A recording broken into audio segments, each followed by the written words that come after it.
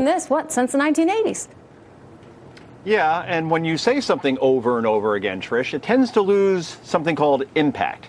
And look, I've texted at 3:30 in the morning, and you're welcome to anybody who got to experience that poetry. That was a long time ago, before wife and kids.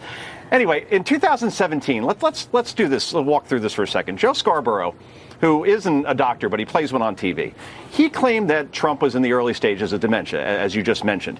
My question is this: if he's in the early stages of dementia in 2017, and we're almost at 2019, shouldn't we be at another stage at this point? And if so, wouldn't that be kind of apparent when you're trying to be president of the United States, the hardest job in the world? Just asking. Yeah, no, it's a valid point. And Dr. Scarborough it seems to be failing in his diagnosis. You mentioned the 3 a.m. thing, and I want to get back to that for a second because, this is a president who seems to be a workaholic.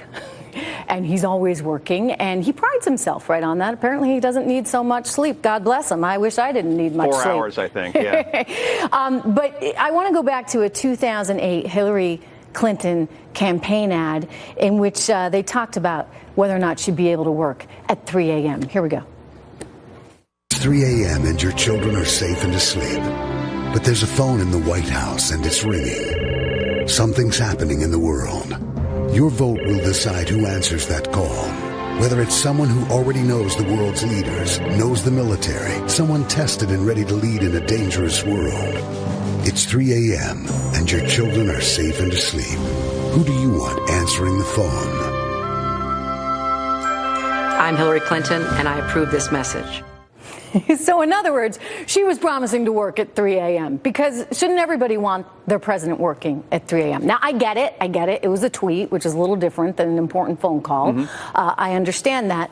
But to criticize him for the hour in which he may send a tweet, I find just a little aggressive on their front. Trish, just because Donald Trump is unconventional, it doesn't make him unfit. And you made this point before. He does things differently here that, quite frankly, is like no other president we've seen before. And look, I grew up in New Jersey. I've been following Donald Trump since he owned the New Jersey Generals of the United States Football League in the mid-'80s. And all I know is this. This is the same person that was embraced by the New York cultural elite, who was embraced by the New York press.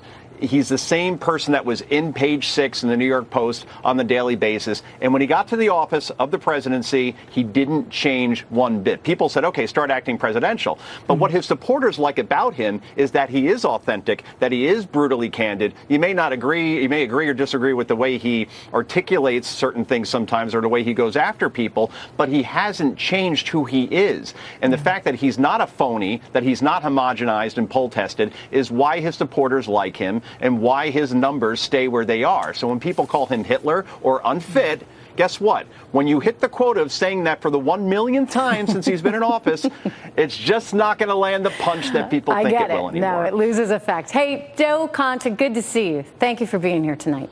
Good to see you. Next, everyone.